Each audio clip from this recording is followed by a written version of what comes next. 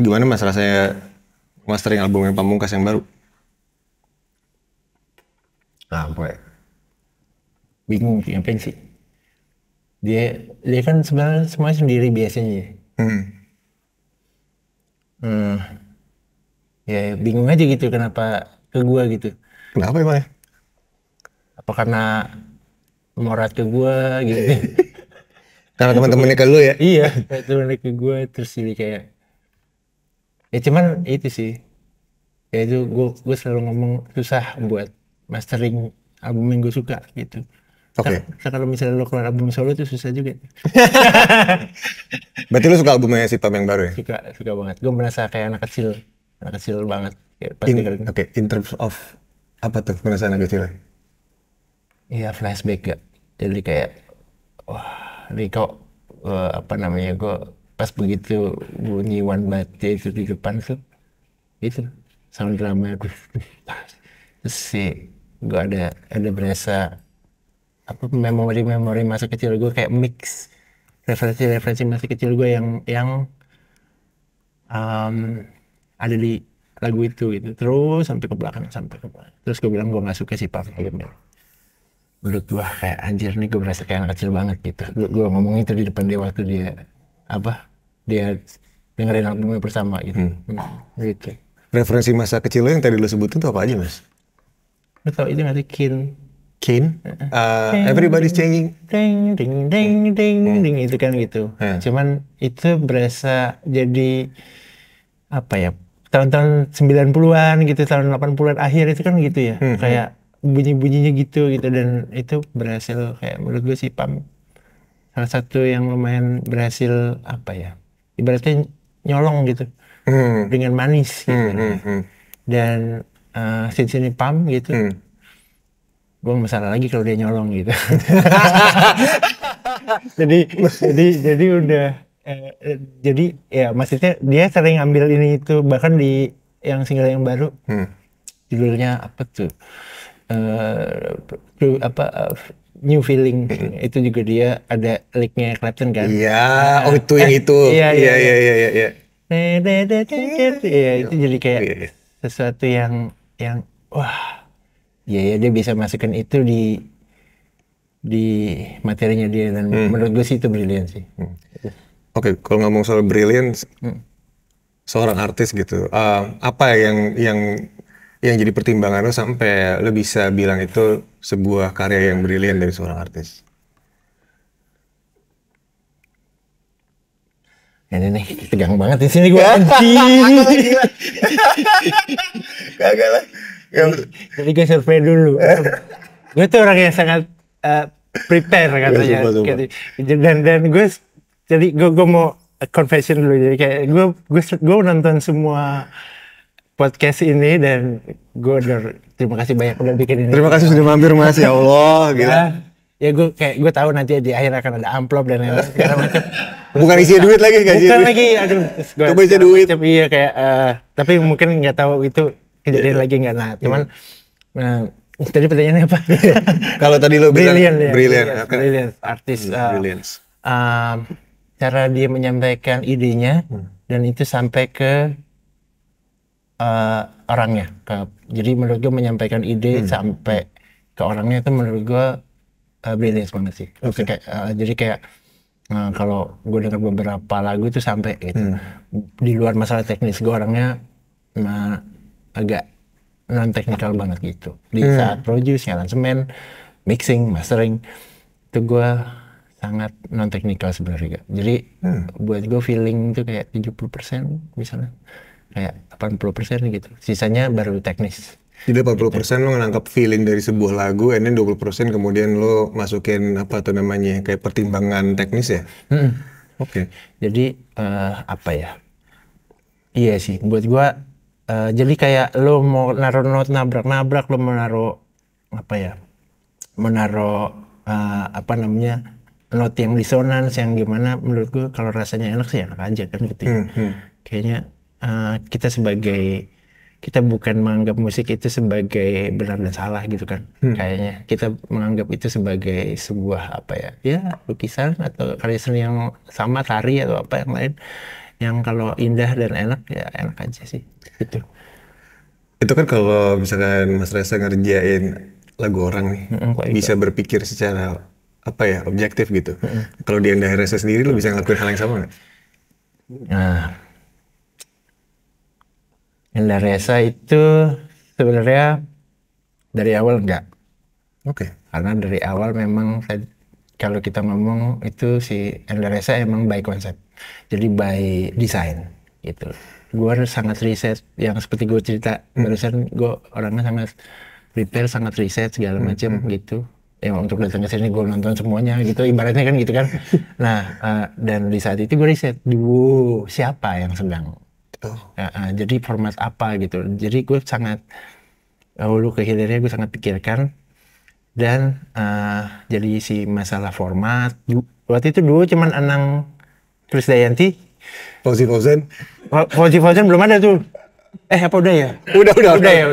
Udah Fauzi Fauzan, terus nyanyi kan, nyanyi dua-duanya. Iya, iya. Ratu. Ratu, oke, iya. Ratu, terus Ratu tuh masih itu ya. Oke. Nggak ada, maksud gue kayak industri ini kosong dengan duo, dan kalau kita sebut kayak apa ya, top notch penyanyi solo gitu, mungkin siapa yang ada di kepala lo?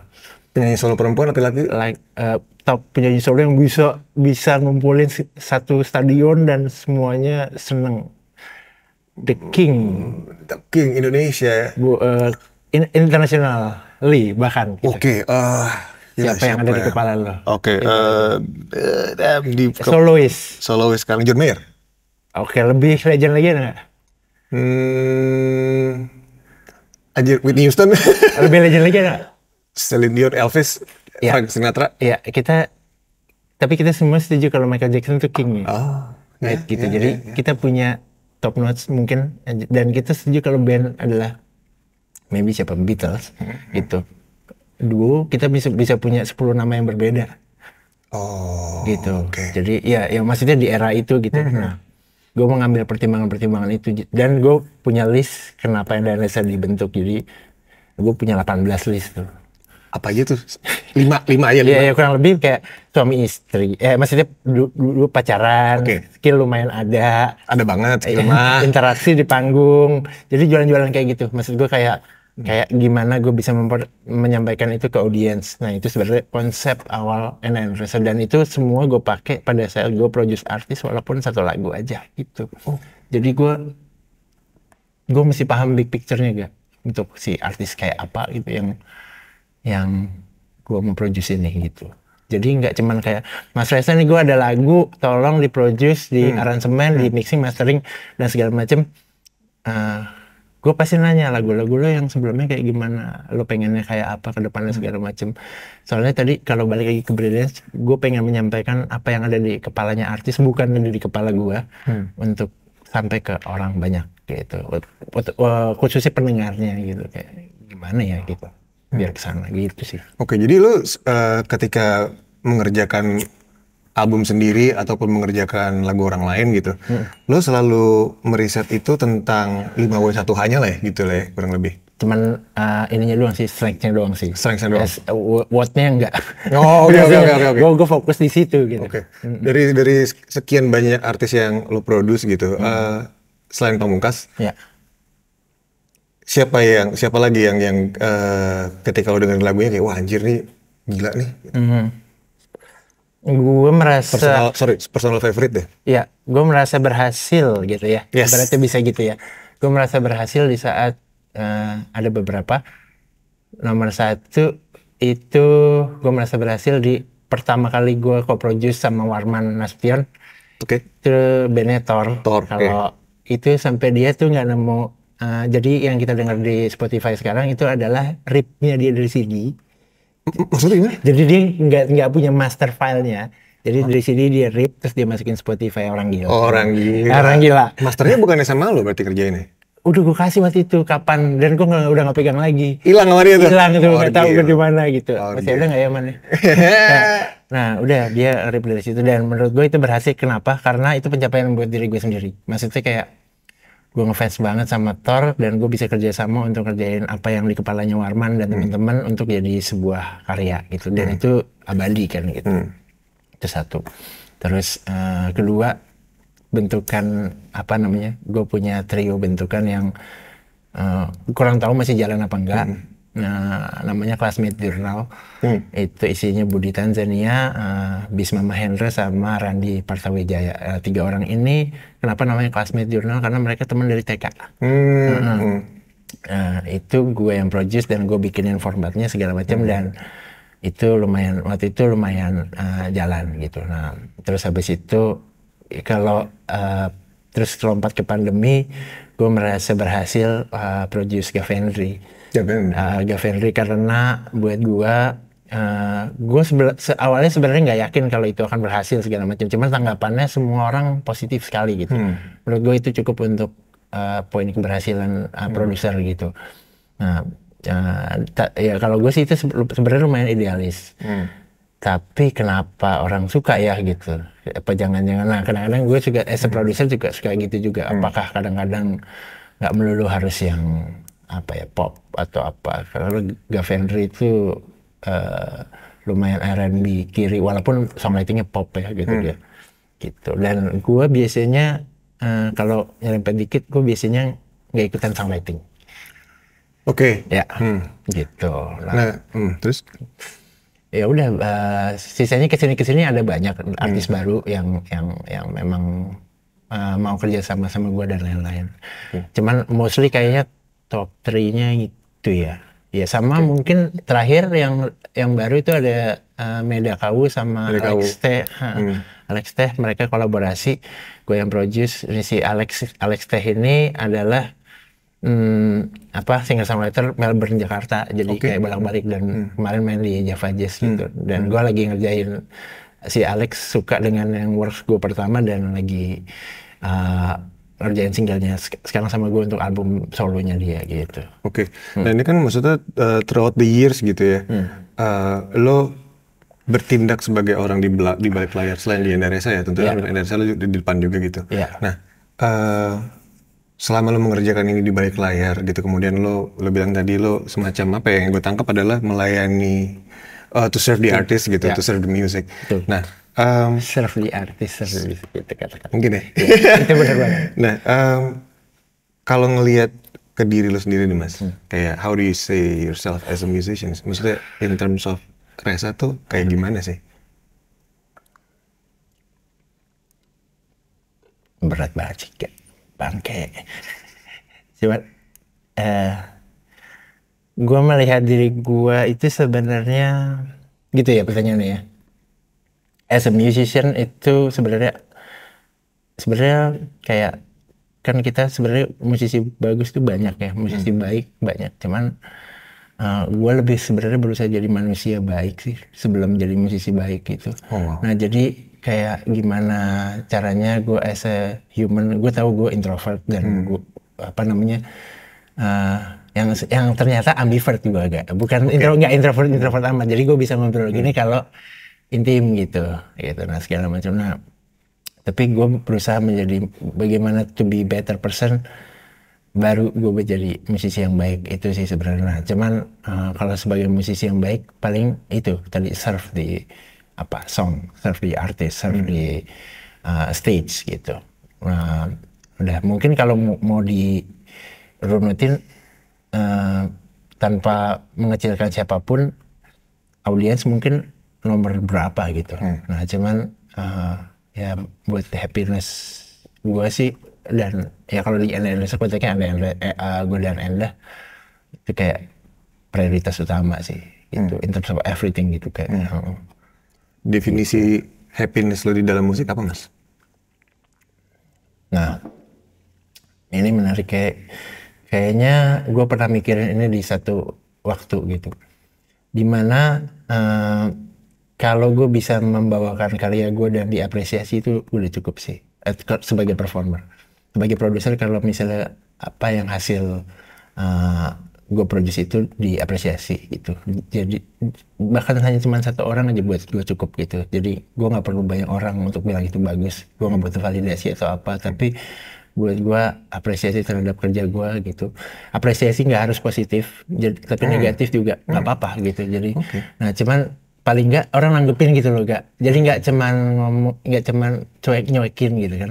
Nah itu sih, maksud gue itu buat gue happy banget sih, maksudnya dibilang apapun gitu. Dan gue berusaha mencoba reach itu, gue mencoba nyolek lu gitu kayak, nggak nih gue manggung nih, gue bikin enak. Jadi di saat lo nggak komen, gue nggak happy. Tapi di saat lo komen, itu keren mas atau jelek gitu, nah itu gue happy gitu. Apapun komentarnya gitu. Gitu sih. Nah, lu kan udah manggung, ya maksudnya kalau ngelihat dari Enda Andresa berdiri 2004 sampai 2024 gitu. Ini udah 20 tahun nih mas. Dan lu udah barusan ngomong tentang definisi happiness lo di dalam musik gitu. Dan gue pengen tahu sih, it took more than just a happiness untuk stay in this business for 20 fucking years. Apa yang membuat lu tetap bermain musik selama 20 tahun? Yang jelas kalau mau bisnis, gue nggak di musik ya, itu nomor satu kan. Iya kan, betul. Betul. Secara hitung-hitungan pasti nggak cukup segala macam dan lain-lain. Karena memang bukan itu yang gue kejar. Yang gue kejar tuh sebenarnya lebih apa ya? Nggak ada spesifik hal yang ini gue tahu jawabannya simple banget, cuman karena emang based on gue suka aja gitu. Gue nggak bisa hal lain selain art gitu. Gue gambar juga, jadi bikin cover album juga gitu. Gue bikin motion comic juga gitu. Gue bikin apapun yang berbau art gitu. Dari semua ini, dari dasar misalnya, terus editingnya, misalnya editing gambar sampai editing musik, sampai masteringnya atau apa. Buat gue sih ya itu karena gue suka aja. Sebenarnya jawabannya ya cuman itu aja sih. Gue belum kepikiran apa sesuatu yang beyond atau apa, tapi kayaknya emang iya sih. Selain itu drive buat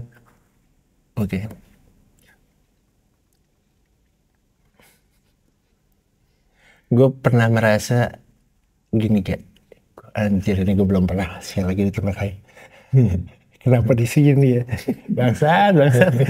Mungkin di sini emang tempatnya kali. Iya, terima kasih udah undang. Sama-sama. Biasanya yang diundang Endah. Iya, udah banyak Endah lah. Udah mana dia? Oke. Gue pernah merasa hidup gue cukup. Pernah merasa hidup lo cukup? Ya, itu sebelum pandemi. Gue cukup, udah gede. Ibaratnya maksudnya, ya segitu maksudnya. Terus gue sudah melakukan, gue udah punya 5 album. Terus gue udah bisa punya teman-teman yang keluarga yang banyak, maksud gue yang kerja buat Enda Resa gitu. Cukup deh gitu. Maksudnya perlu nggak sih gue lanjutin gitu, apapun itu gue berpengaruh segala macam. Nah berarti gue selesaikan passion gue di musik atau di hidup bahkan gitu. Gue nggak merasa ada apa yang sesuatu yang dibangun lagi gitu. Sedangkan gue kalau lo tanya Enda, gue kalau nggak ada kerjaan sakit, kalau banyak kerjaan sakit gitu kayak. Nah ini momennya di luar itu, udah di luar itu, dan momen itu 2019 kurang lebih 2020 gitu. Itu gue merasa itu dan pandemi habis itu. Nah gue terselamatkan karena studio gitu. Jadi gue merasa Enda mungkin ada songwriting club yang setiap hari Senin dia datang dan membangun orang gitu. Nah, gue enggak. Gue merasa itu cukup di saat gue tidak ada lagi yang dibangun dan semuanya sudah berjalan gitu. Dan yang mana musik itu buat gue adalah pembuktian buat keluarga besar gue bahwa musisi itu bisa hidup. Gue punya kafe. Dan langkah awal buat gue untuk membuktikan itu bahkan silly banget. Gue harus beli Avanza untuk membuktikan itu bahwa musisi bisa punya mobil loh gitu. Ya walaupun nyicil dan lain-lain, tapi bisa gitu. Musisi itu bisa lo punya kafe gitu, walaupun minus dan lain-lain. Ya dan lain-lain gitu. Nah cuman di momen itu gue tuh merasa udah cukup gitu sampai si studio. Berarti yang ngedrive gue sebenarnya passion gue untuk membangun sesuatu yang baru, dan mungkin di dalamnya gue bisa sharing ke orang. Gue tuh senang banget kalau sharing dan bermanfaat sih gitu. Itu sih. Oke. Tadi kan lo bilang lo membangun banyak hal untuk membuktikan kepada keluarga juga gitu, untuk membuktikan kepada orang lain. Bagaimana cara lo untuk membuktikan kepada diri lo sendiri bahwa ini matters? Matters as apa? Maksud gue kan lo tadi membuktikan dari faktor eksternal gitu kan bahwa gue musisi ini gue bisa hidup, gue bisa membangun sesuatu gitu. Itu kan untuk orang lain gitu. Betul. Terus pembuktian kepada diri lo sendiri itu udah tercapai belum sih Mas, bahwa lo tadi kan lo bilang lebih penting untuk dulu menjadi manusia yang baik dan untuk menjadi musisi yang baik. Dan apakah itu sudah terbukti di dalam diri lo sendiri menurut lo? Apakah lo sebagai musisi yang baik? Apakah lo sebagai manusia yang baik? Nah, gue jarang punya isu internal biasanya. Gue sangat gue pernah konsultasi ke orang yang yoga segala macam yang punya isu internal tuh Eda. Sedangkan gue enggak gitu. Gue sangat ibaratnya kalau menurut dia gue sangat logical thinking gitu. Dan gue nggak punya isu internal segala macam sampai gue udah cukup gitu. Nah itu menurut gue isu internal kan. Nah jadi gue nggak perlu membuktikan apapun buat diri gue sendiri gitu. Nah yang harus kebuktikan adalah diri gue berguna untuk banyak orang. Gitu sih. Wah, gokil sih. Dan ini Mas, maksudnya dalam kurun waktu 20 tahun ini kan pasti lu mengalami ups and downs. Dan ini mungkin juga dialami sama banyak musisi di luar sana gitu. Mungkin yang bahkan udah lebih dari 25 tahun kah, 30 tahun gitu. Mungkin mengalami hal yang sangat buruk gitu sampai dia akhirnya memutuskan untuk kayak gue quit aja deh. Atau mungkin sekarang yang nonton nanti bisa lagi ada di posisi kayak, men, ini gue lanjutin apa enggak ya gitu. Apakah gue harus jadi musisi atau gue banting setir jadi apapun itu gitu. Lo pernah ada di posisi itu nggak? Posisi di mana lo meragukan pilihan lo untuk menjadi musisi? Enggak. Damn. Even di dalam titik terendah ya? Nggak pernah ada titik terendah, nggak kalau di musik gue. Oh iya? Karir musik gue tuh gitu. Oh makanya gue terlalu statis untuk bikin lagu yang down. Oke. Karir musik gue dan Endah atau apapun yang gue bangun itu selalu pelan-pelan gitu, maraton gitu. Cuman gue nggak pernah merasa down apa gitu, nggak pernah sih. Oke. Nah berarti misalkan pertanyaannya gue rephrase. Boleh. Ketika lo menemukan masalah yang cukup besar di dalam Endah Endresa ataupun di dalam lo bermain musik sendiri gitu, apa yang pernah terjadi dan apa yang lo lakukan untuk overcome the problem? Let's say, misal kita ngomongin hal yang nyata aja ya Mas, misalnya kayak lo stuck bikin lagu, atau lo ngerasa kayak, demand-nya udah berkurang, which is kayak Manggungan sepi gitu. Itu kan dua hal yang sering terjadi ya. Kayak lo nggak tahu mau ngapain sama musik lo, pertama, dan kedua, orang nggak ngerespons itu. Maksudnya dalam artian nggak ngundang lo kah, atau nggak peduli sama lo pernah bikin apapun itu. Nah, dari nomor satu dulu nih Mas nih, kayak ketika lo ngalamin writer's block gitu sebagai musisi, apa yang lo lakuin? Kalau buat gue setiap masalah di musik maupun di hidup tuh menarik ya. Gila ini orang ya. Lain-lain pada lain kayak buah siap aja segala macam tuh. Enggak. Justru kalau nggak ada masalah, gue kayak ya udah. Kayak tadi 2019 tuh nggak ada masalah. 2020 tuh masalah gue nggak ada gitu. Mati gue gitu. Ngapain? Nah, di saat ada masalah berarti gue harus menemukan solusi dong. Oke. Nah, yang gue lakukan ya seperti biasa gue lakukan adalah riset. Terus bagaimana caranya? Misalnya gue dan gue sama siapapun itu songwriting gue masih lebih ke creating instead of capturing. Menarik, gimana tuh Mas? Iya, jadi kalau sesuatu yang lo capture kan berarti berdasarkan pengalaman masa lalu. Ya itu juga gitu. Kalau ada dua-duanya sih mungkin, tapi mostly lebih ke ini gue bikin buat apa gitu. Jadi gue lihat dulu kayak big picture-nya dulu segala macam, bulannya dulu, baru kita mau bikin bulan gitu di atas nih. Nah dari bulan ini kita bisa bikin apa ya supaya dia nyampe ke bulan ini dari situ. Jadi bukan dari apa yang gue punya biasa gitu. Oke. Jadi ibaratnya kalau di songwriting maksudnya kata-katanya adalah project songwriter. Gimana? Project songwriter. Gimana tuh? Instead of kayak jadi projectnya dulu apa, baru gue bikin lagu based on itu. Jadi, jadi gue nggak punya lagu tabungan. Indonesia tuh nggak punya lagu tabungan. Gue ya paling bisa dihitung jari lah.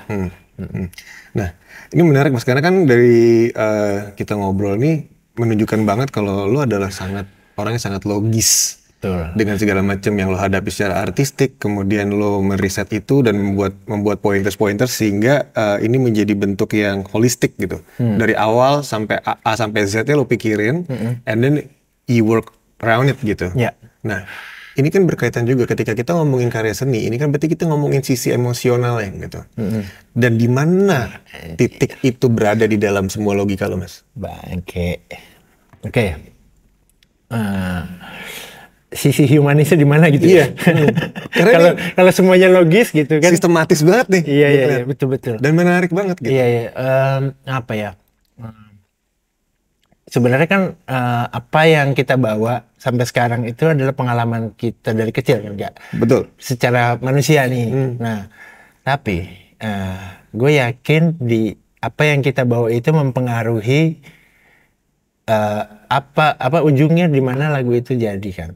Jadi kayak misalnya kita menulis tentang bulan, berarti kayak pengalaman gue kan beda ya tentang bulan. Nah, yang gue coba capture itu.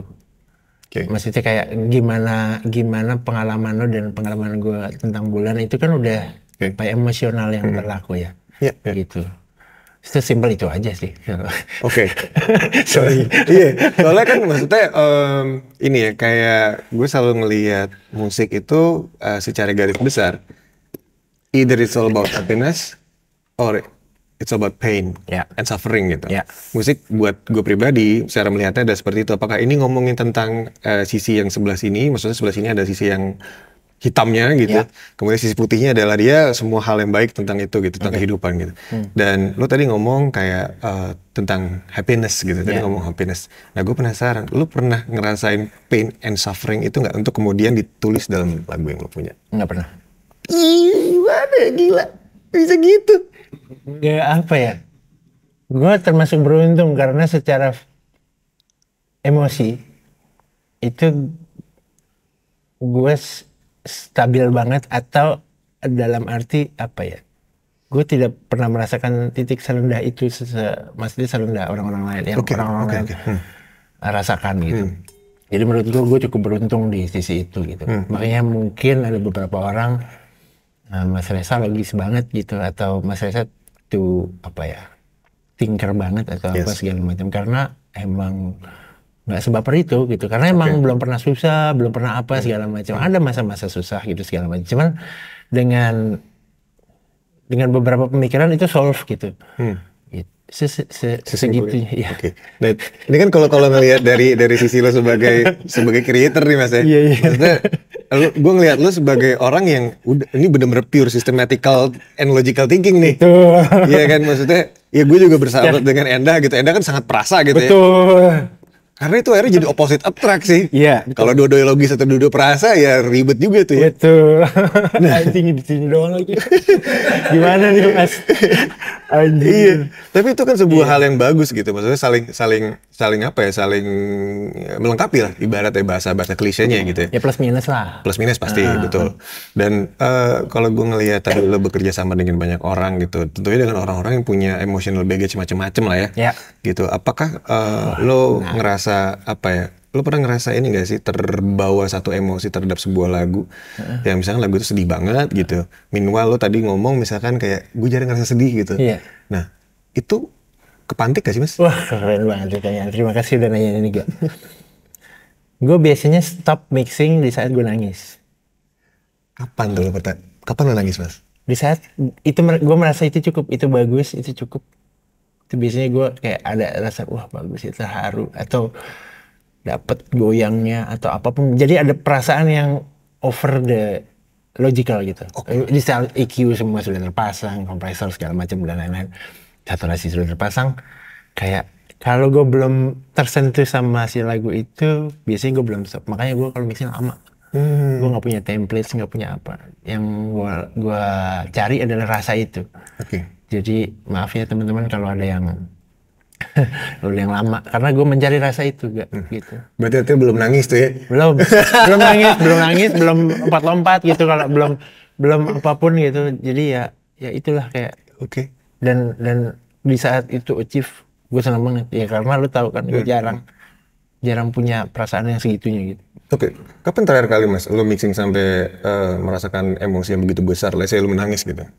Di lagu siapa? Kalau recent work sih Romantic Echoes ya. Romantic Echoes. Jack bakal seneng banget sih dengerin ini. Iya, Romantic Echoes. Gue juga sudah menyampaikan ini gitu, kayak treatment gue ke lo, gue suka banget. Jack tuh bisa hi-hat bunyi, right bunyi gitu. Jadi tapi gue nangis gitu, kayak maksudnya kayak gue suka banget treatment dia, kayak musik ya, maksudnya kayak harmoni, Jack, sorry ya, harmoni melodi kayak nggak selalu apa ya, nggak selalu harmonis gitu. Ada yang tabrakan, ada yang apa, tapi kok enak ya ini bang, ini gimana ya. Jadi kalau di saat itu sudah tercapai, kayak duh enak banget ya rasanya. Lo kalau jadi gue kayak enak banget ya udah selesai. Maksudnya kayak udah ini enak banget ya, enak banget ya gitu, kayak enak. Berapa kali gue ngomong enak banget gitu, itu udah. Dan itu kepuasan gue tersendiri itu buat kenapa gue enjoy di studio dan lain-lain, karena itu mungkin. Oke, jadi lu sebenarnya yang akhirnya menyentuh hati lo adalah ketika melihat itu sebagai sebuah kesatuan sistematis. Keberhasilan gue, keberhasilan gue akan apa yang gue kerjakan buat diri gue sendiri. Nah, mungkin itu kali. Oke. Nah ini menarik soalnya. Justru tadi lu bilang juga melodi mungkin tidak selamanya gitu, tidak selamanya menjadi sebuah sentuhan absolut lah ke hati lo gitu. Tapi lu bilang tadi menarik banget ketika lo bilang ada hi-hat, ada ride, kemudian ya gue mendefinisikan ini sebagai sebuah satuan frekuensi, kemudian sebuah apa namanya, sebuah kelayakan peran instrumen masing-masing gitu. Dan ketika lu ngelihat itu sebuah bentuk yang sinergis dan sebuah bentuk yang kayak oh semuanya balance, semuanya ini baru di situ lu ngerasain. Iya. Dan itu priceless. Gila ya. Priceless. Makanya gue mixing nggak semua gue yain. Hanya, nah ini kebalik sama mastering. Kalau mixing tuh gue mixing kebalik sama mastering. Oh mastering, oke. Jadi kayak gue mixing lagunya mesti gue suka gitu. Kalau enggak nanti dulu gitu, kayak maksudnya banyak yang bagus juga kan gitu. Gue mastering aja gitu. Gue pakai logika aja gitu, pakai matematik aja. Cuman kalau mixing gue mesti suka banget. Karena tadi berhubungan dengan perasaan kan. Gitu menurut gue artnya di situ tuh. Post production tuh music gitu.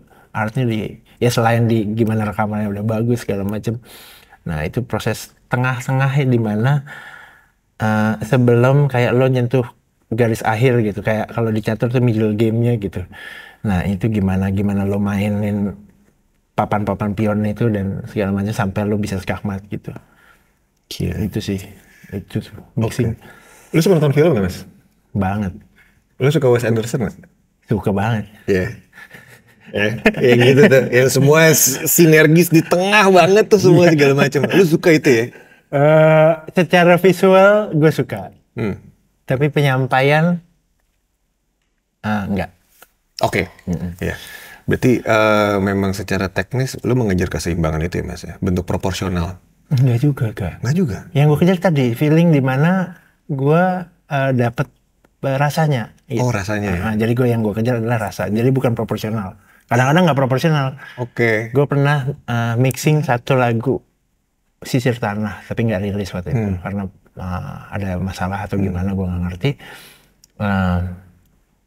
Drumnya di kiri, kontrabas di kanan, vokal di tengah. Itu nggak proporsional. Ya kayak mixingan zaman dulu lah ya.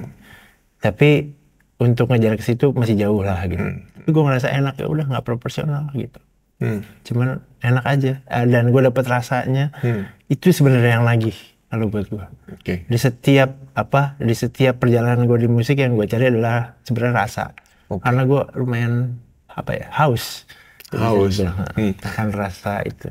Nah lo kan juga sebagai tentunya ya, maksud gue lo adalah seorang basis gitu. Kemudian lo ketika memixing sebuah komposisi gitu, ada berbagai instrumen lainnya gitu. Sejauh apa Reza sebagai seorang basis melihat seluruh instrumentasi itu sebagai sesuatu yang objektif? Ya, kalau gue mixing biasanya bass gue mute. Oke. Ya. Lanjut. Kenapa di mute? Ganggu. sound bass tuh ganggu, udah gede gitu, gendut gitu. Terus kalau ngomongin bass sama kick kan kita bisa sampai pagi ya. Gitu. Ya.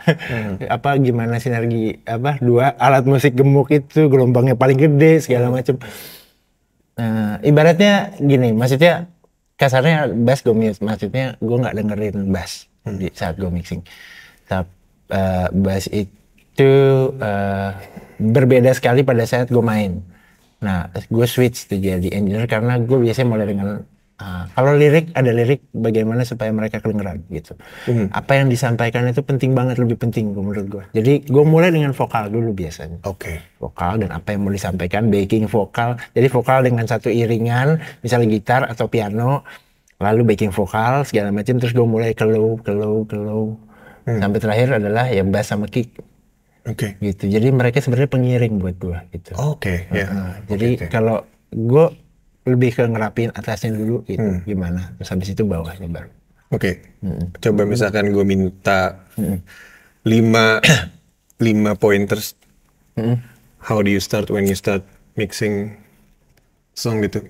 Kayak where do you start and ketika itu abis ada di mana aja tadi? Kita simplify. Gimana? Ketika lo mau mixing, langkah-langkah tadi yang lo sebutin, nomor 1 sampai 5 apa aja tuh mas? Oke. Buat pointers teman-teman yang pengen jadi mixing engineer gitu. Anjay. Maksudnya tips from the professional. No. Apa ya? Sebenarnya kalau misalnya mixing engineer pasti gue dengerin dulu gimana rekamannya gitu. Oke. Berarti start dengerin si raw file gitu. Iya betul. Oke. Bagaimana rekaman raw file per track dan rough mix buat gue penting banget. Yes. Ya, rough mix adalah perspektif terakhir artis atau sound engineer yang ada pada saat itu dan mereka bilang bagus semuanya. Oke. Itu acuan gue awal. Gitu. Oke. 2. Oke. Nomor 2, buat gue take your time di balance. Jadi gue tuh lama banget di balance gitu. Maksudnya album Endaresa tuh nggak banyak apa-apa ataupun yang gue mixing lainnya juga nggak banyak apa-apa. Mostly good balance itu yang gue jaga. Okay. Jadi take your time di balance gitu. Nomor 3. Balance. Baru and then the other element EQ, kompresor. Udah, cuma 3 poin. Nggak sampai 5 ya bahkan? Nggak sampai kayaknya. Oke. Iya, EQ kompresor. Mungkin kalau misalnya ada 4 itu kalau misalnya kita mau taruh micin bumbu-bumbu saturasi gitu. Jadi baru BM-nya di situ. Oke. Nah, sebagai engineer mas, ketika lo menerima data dari sebuah band atau seorang soloist gitu, data yang paling lo sebel tuh data yang kayak gimana mas? Wah, menarik. Data yang bagus. Maksudnya? Kok lo jadi sebel? Kan gue bilang gue suka masalah. Baik, anjir. Iya. Gimana? Wah, ini gimana gue jelasin lah ya. Lu datang ke gue misalnya gitu. Oke. Ras, gue mau mixing album gue. Gue rekamannya misalnya di kamar mandi deh, di hutan, atau di mana. Challenge kan? Gimana cara gue bisa menyampaikan apa yang ada di situ untuk bisa sampai ke pendengar gitu. Nah jadi ya sebenarnya kalau mixing data yang bagus kayak semua orang bisa lah, maksudnya tinggal gampang gitu. Cuman gue suka banget surgery.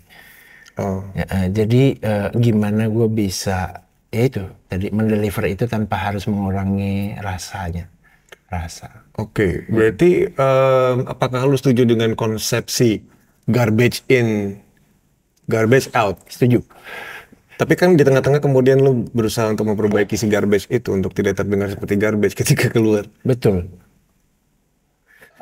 Gimana tuh? Karena gue ngeliatnya kan kayak lu suka banget sama data yang berantakan. Betul. Tapi garbage tetap garbage gitu. Oke. Iya kan. Maksudnya kayak sampah tuh kayak nggak akan jauh dari situ gitu. Oke. Gimana caranya sih bentuk apa misalnya kemasan yang sudah terbuang ini tetap maksudnya diolah sedikit supaya si ini tetap tetap sampai gitu dan menjadi sesuatu yang berharga kan bisa di recycle atau apa misalnya gitu kan.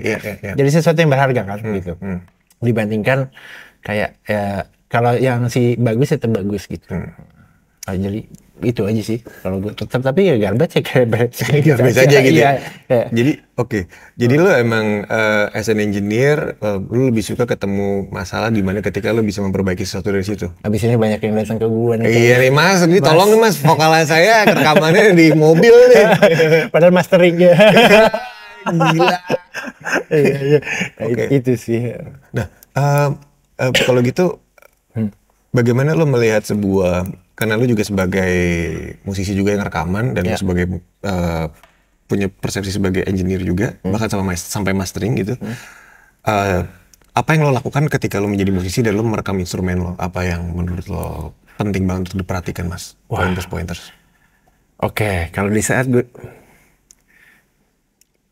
saat jadi musisi means gue, let's say misalnya gue ngisi bass gitu, something yang I'm good at gitu ibaratnya, yang paling gue kuasai gitu, itu bisa lebih lama dari gue mixing. Untuk rekaman? Ya, karena yang gue lakukan adalah mengkonsep si bassnya itu. Jadi bukan hanya sekedar ngisi atau main, tapi mengkonsep gimana ini terhadap vokal, terhadap instrumen yang lain. Jadi, dan rekaman dan panggung kan dua hal yang berbeda ya, kita setuju ya.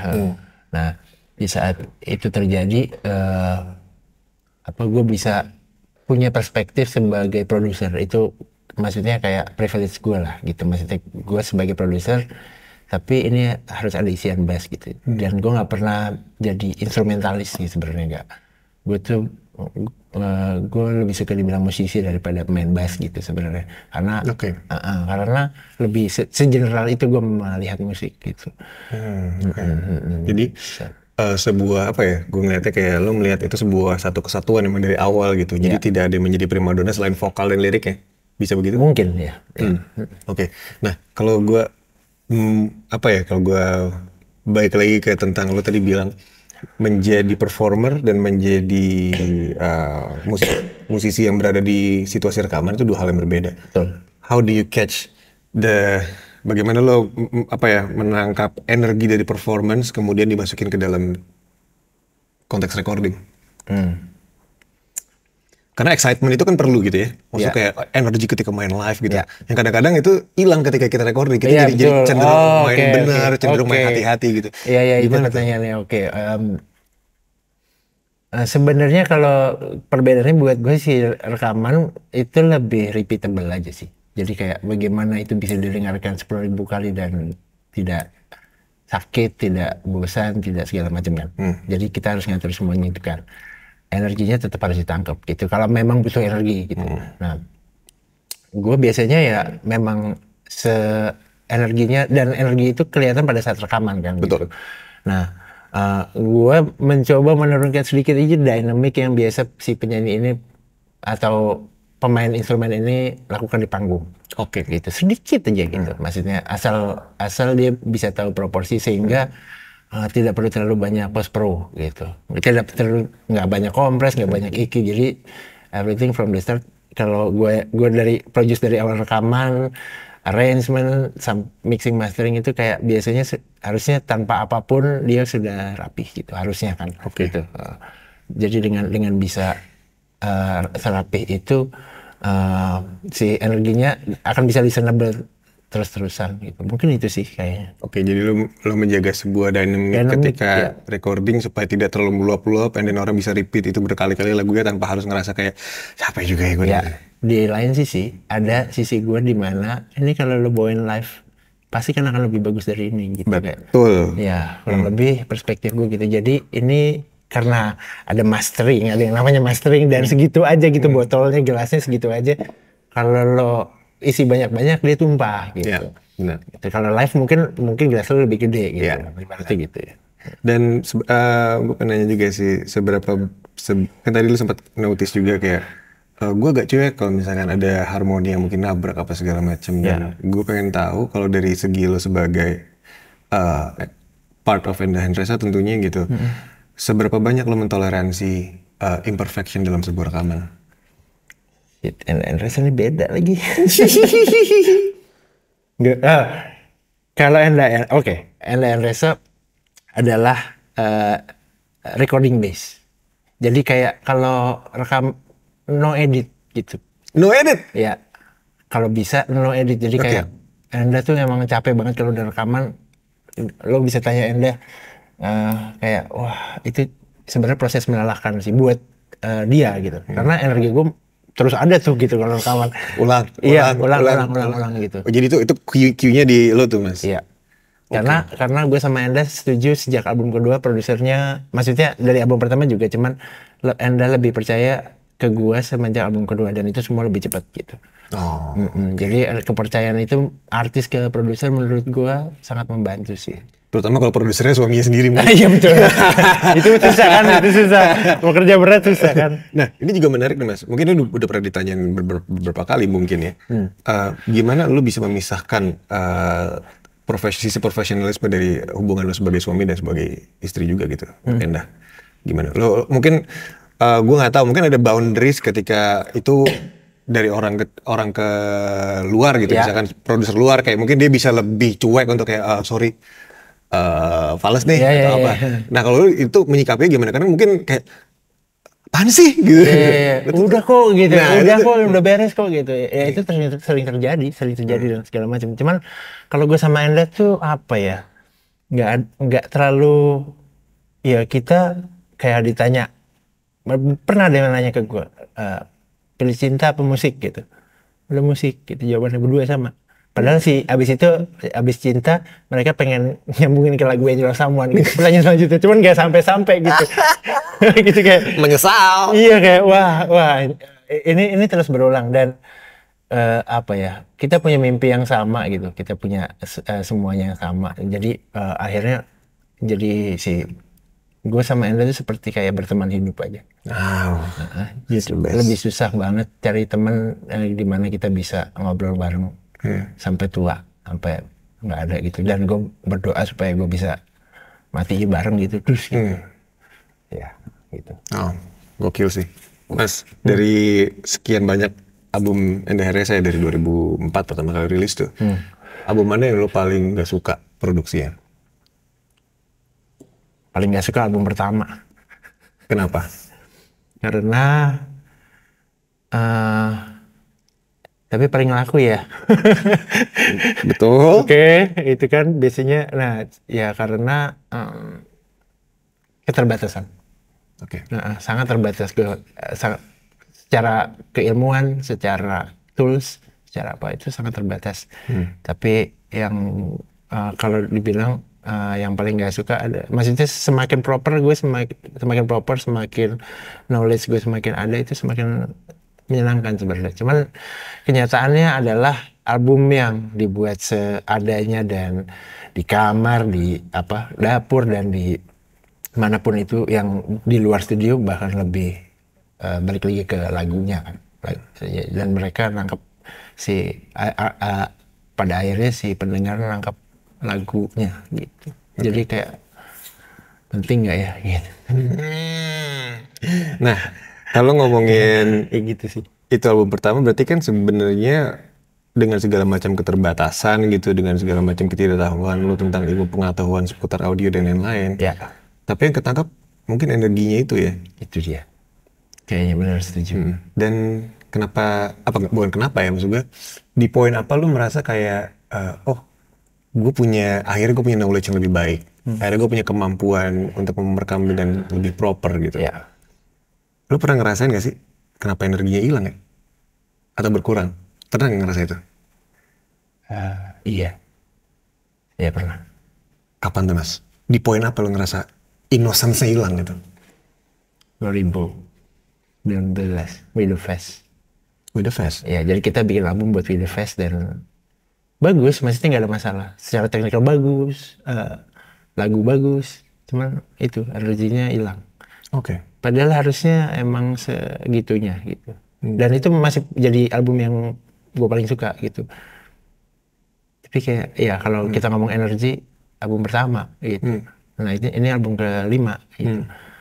Ini energinya ada yang album pertama, tapi produksinya payah. Yang album ke-5 produksinya oke, tapi energinya ya so-so lah gitu. Gue nggak bilang bawah juga, cuman oke gitu.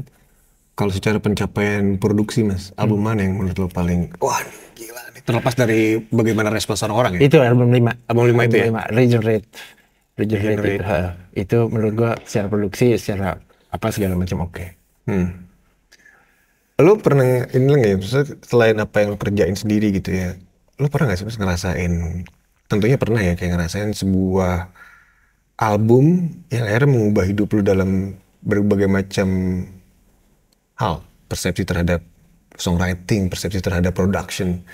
Ada nggak Mas album yang kayak defining moment lo sebagai musisi, oh gue pengen kayak gini nih arahnya? Ada. Bella Fleck and the Flecktones. Bella Fleck. Ya, Bella Fleck and the Flecktones itu dia pemain banjo. Ya.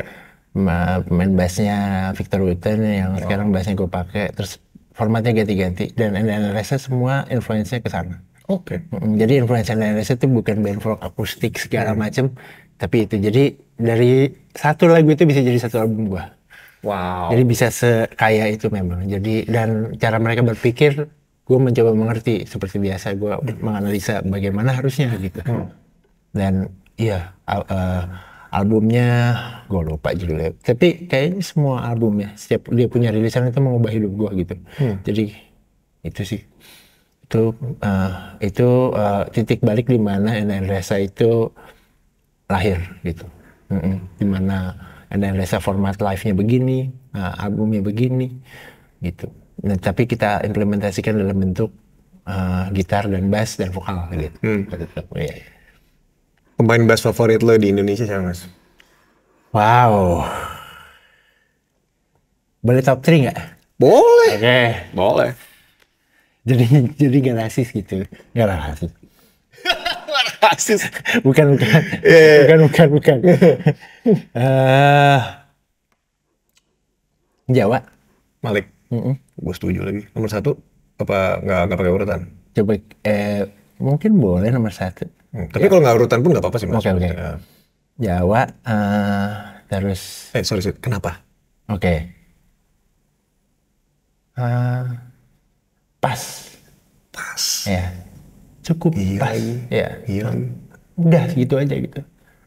Pas gitu. Nggak lebih nggak kurang. Lagunya Malik yang menurut lo Jawa main bassnya itu di situ gokil. Aduh, gue lupa lagi. Itu ada album pertama, track pertama.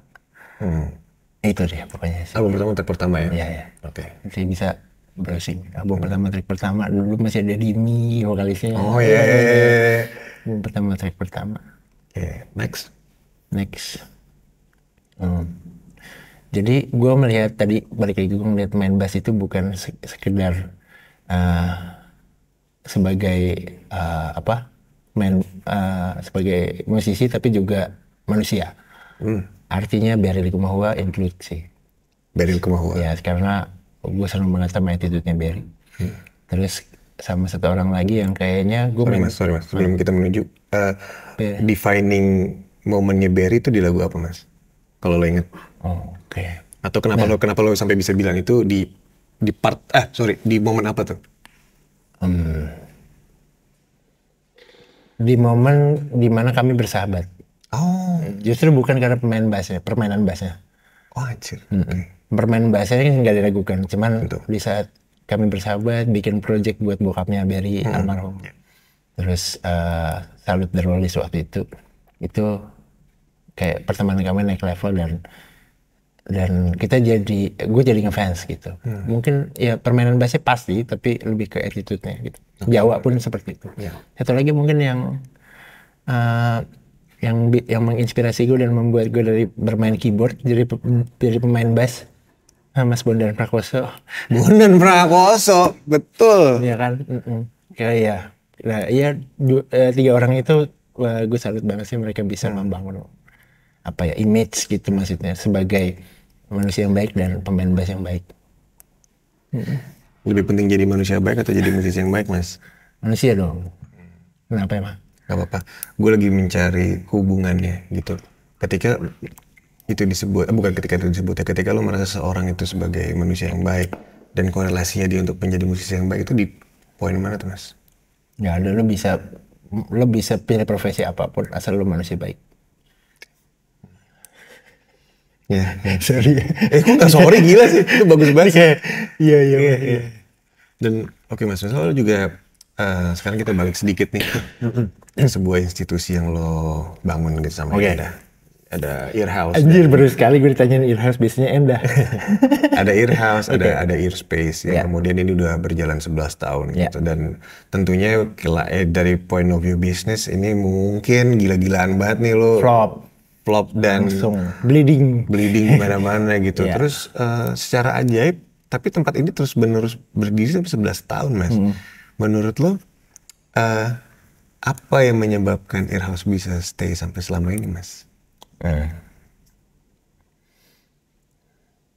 Apa ya? Itu sebenarnya pertanyaan buat gue, bukan Hega. Apa pertanyaan buat yang datang ya?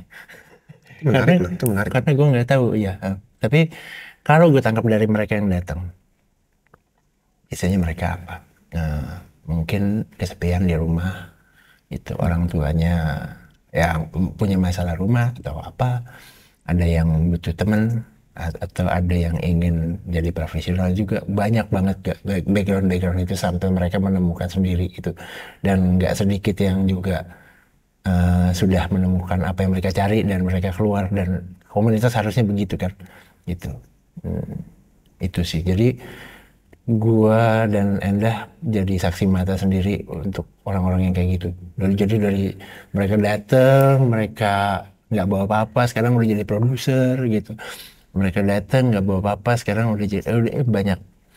Dan dari panggung yang dari apa nggak ada yang nonton sampai sekarang, misalnya sekarang nonton ribuan gitu. Itu terjadi sekali di Earhouse gitu. Dan mungkin itu yang membuat Earhouse tetap ada. One day nih Mas, lo dan Endah mungkin entah apapun yang terjadi gitu, sudah tidak ada lagi. Menurut lo Earhouse akan tetap berdiri atau enggak?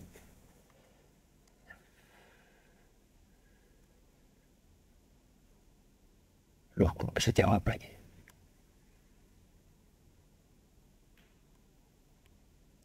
Tahu lagi. Harapan lo tetap berdiri atau enggak, Mas? Oke, kenyataannya gini. Poin simpel. Di saat gue sama Endah nggak ada di Earhouse, tapi nggak ada musisi yang datang. Ya, yang lama-lama ada, tapi di saat gue tinggal aja, ini kayak manja banget dia, gak kayak harus kena ampli yang tepat gitu. Ya kan, instrumennya gitu, bassnya gitu atau gitarnya. Nah, manja banget, semanja itu Earhouse tuh. Jadi mungkin agak sulit gitu. Buat si Earhouse. Semoga tapi masih bisa berdiri. Harapan lo untuk orang-orang yang sekarang menganggap Earhouse mungkin sebagai rumah keduanya dia, atau mungkin bahkan jadi sampai rumah pertama gitu. Kalau ini bisa menjadi pesan untuk mereka gitu, apa Mas yang pengen lo sampein untuk teman-teman yang emang stay di Earhouse? Wah, dari apa bukan ekspektasi ya, cuman kayak mungkin kalau bisa bilang mereka, guys, begini dong gitu buat Earhouse, bukan buat Earhouse sih, begini dong di Earhouse buat lo sendiri. Apa yang bakal lo sampein, Mas? Cari kebutuhan lo di Earhouse dan pergi.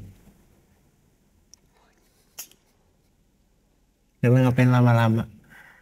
Kayak iya. Jadi kalau lo dapet ya udah keluar gitu. Jadi cari kebutuhan lo, apa yang lo butuhkan di Earhouse, dan lo pergi.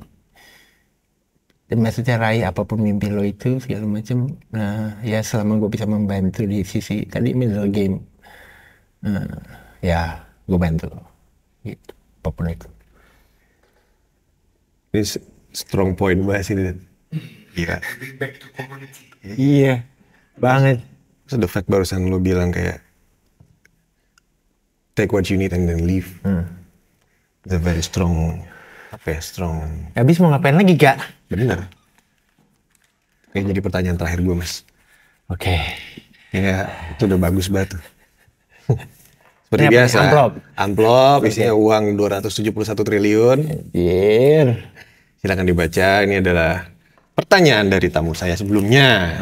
Tanpa mengetahui kamu yang datang.